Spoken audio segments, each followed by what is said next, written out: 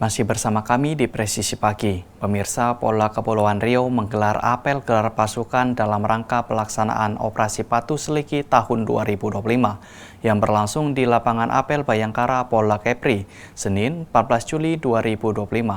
Kegiatan ini merupakan bentuk kesiapsiagaan personil serta sarana dan prasarana pendukung guna mewujudkan keamanan, keselamatan, ketertiban, dan kelancaran lalu lintas atau Kamseltib Carlantas di wilayah Provinsi Kepulauan Riau.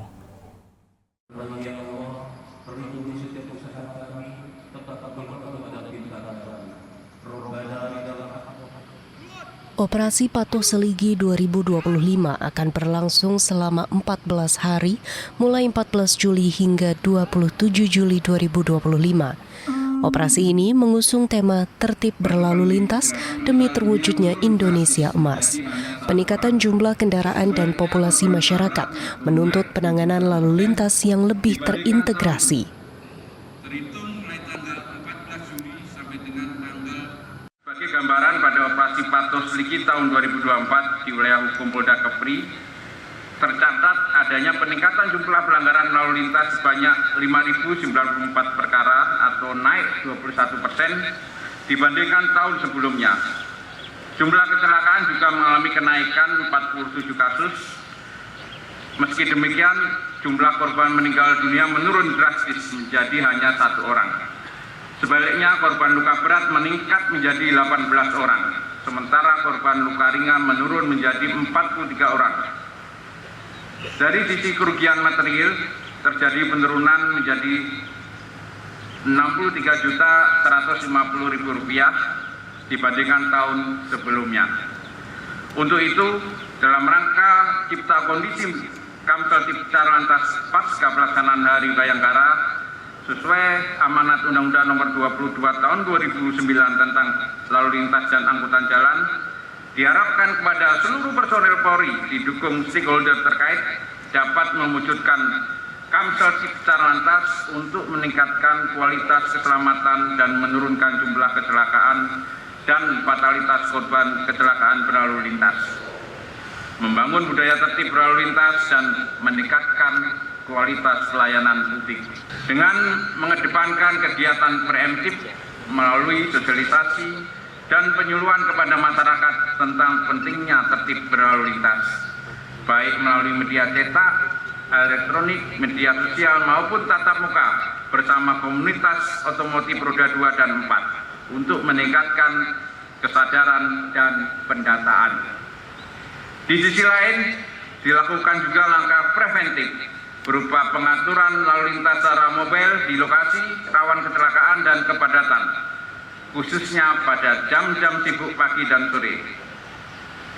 Selain itu, penegakan hukum difokuskan pada pelanggaran lalu lintas yang viral, seperti kendaraan tanpa plat nomor, serta pelanggaran yang menjadi atensi, seperti penggunaan plat rahasia, plat kedutaan, dan plat palsu. Tindakan penegakan hukum akan dilaksanakan menggunakan sistem tilang elektronik atau ETLE, baik mobile maupun statis, serta teguran langsung di lapangan. Sasaran pelanggaran meliputi pengendara yang menggunakan ponsel saat berkendara, pengemudi di bawah umur, sepeda motor yang berboncengan lebih dari 1 orang, pengendara yang tidak menggunakan helm SNI, pengemudi yang tidak menggunakan sabuk pengaman, serta mereka yang berkendara di bawah pengaruh alkohol.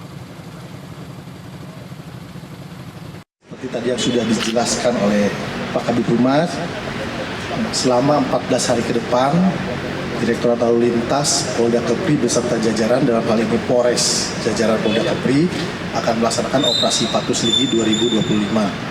Dalam operasi ini ada 4 tujuan, yaitu yang pertama adalah menurunkan pelanggaran, yang kedua menurunkan kecelakaan atau angka kecelakaan, yang ketiga menurunkan fatalitas angka kecelakaan, dan yang keempat adalah meningkatkan kedisiplinan masyarakat dalam berlalu lintas. Tentunya dalam kegiatan ini kami beserta stakeholder terkait, dalam hal ini ada dari Jasara Harja, dari Denpom, dari BPPD, dari Dishub, dan Satgas Internal Polri akan melaksanakan beberapa kegiatan baik secara preemptif, preventif maupun represif, di mana berdasarkan dengan rencana operasi secara preemptif akan dilaksanakan sebanyak 25% kegiatan, secara preventif 25% kegiatan, dan secara represif 50% kegiatan. Untuk represif sendiri kita akan melaksanakan kegiatan dengan melakukan peneguran, kemudian tilang di tempat yang mana kasat mata yang dapat berpotensi menimbulkan kecelakaan lalu lintas yang fatal, dan melakukan penindakan juga dengan tilang itu. Jadi untuk pelaksanaan operasi Patuh, Direktorat Lalu Lintas Polda Kepri melibatkan sebanyak 60 personil yang dibagi ke dalam 4 satgas, yaitu Satgas Preemptif, Preventif, Represif, dan Satgas Bantu atau Bantuan Hukum. Demikian. Karena ini waktu masih berjalan, sementara tahun 2024 masih lebih tinggi dibandingkan dengan tahun 2025 ini. Mudah-mudahan di tahun 2025 ini angka kecelakaan lalu lintas di wilayah Kepulauan Riau dapat menurun lagi. Demikian.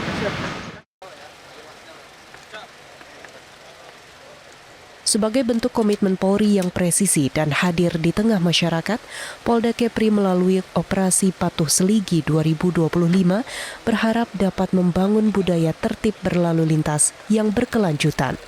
Upaya ini sekaligus menjadi wujud nyata bahwa Polri selalu berorientasi pada pelayanan, perlindungan, dan pengayoman terhadap masyarakat demi menciptakan lingkungan yang aman, nyaman, dan tertib di seluruh wilayah Kepulauan Riau. Dari Humas Polda Kepulauan Riau melaporkan untuk Polri TV. Pemirsa, masa pengenalan lingkungan sekolah atau MPLS kembali digelar di TK Kemala Bayangkari 14 Kutai Barat. Mengawali tahun ajaran baru 2025, kegiatan ini diikuti para siswa-siswi baru dan didukung oleh para orang tua murid. Kegiatan ini menekankan nilai kedisiplinan, kebersihan, dan kemandirian sejak usia dini.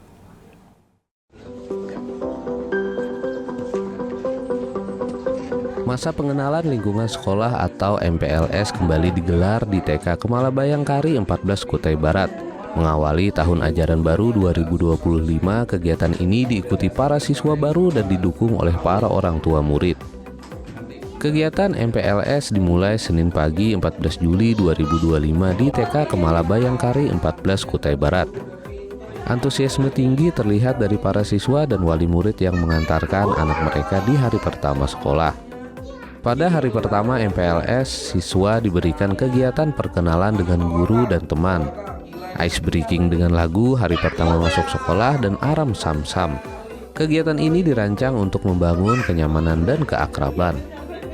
Melalui MPLS, siswa dibiasakan disiplin dengan rutinitas positif, seperti berdoa sebelum belajar, mencuci tangan sebelum makan, menyikat gigi, hingga merapikan mainan setelah bermain. Nilai-nilai ini diharapkan membentuk karakter anak sejak dini. Tahun ajaran ini TK Kemala Bayangkari 14 Kutai Barat menerima 10 siswa. Rangkaian MPLS dimulai pada pukul 7:45 hingga pukul 10 waktu Indonesia bagian tengah dan berlangsung selama 5 hari. MPLS bukan hanya perkenalan lingkungan sekolah, namun juga melatih interaksi sosial, kemandirian, dan kedewasaan dalam beradaptasi dengan lingkungan belajar yang baru. Diharapkan melalui MPLS, siswa dapat tumbuh menjadi pribadi yang mandiri, tertib, dan siap mengikuti proses belajar dengan semangat. Kegiatan ini menjadi langkah awal dalam membangun fondasi pendidikan karakter sejak usia dini.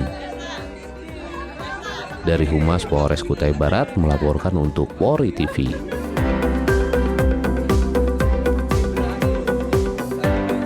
Dan pemirsa, Ketua Umum Bayangkari Nyonya Juliati Sigit Prabowo memimpin langsung panen raya program pekarangan pangan lestari atau P2L di Batalion A Pelopor Satuan Brigade Mobil Polda Sulawesi Tengah pada Selasa 8 Juli 2025. Kegiatan ini menjadi penegasan nyata atas peran sentral Bayangkari dalam mendukung ketahanan pangan dan kesejahteraan masyarakat, khususnya keluarga besar Polri. Kehadiran Nyonya Juliati Sigit Prabowo dalam acara ini menjadi sorotan utama, didampingi oleh Kapolda Sulawesi Tengah Irjen Pol Agus Nugroho serta Ketua Bayangkari Daerah Sulawesi Tengah Nyonya Vera Agus Nugroho. Hal ini menunjukkan bagaimana Bayangkari di bawah kepemimpinan Nyonya Juliati secara proaktif dan inovatif mengambil peran strategis dalam inisiatif yang berdampak langsung pada kesejahteraan.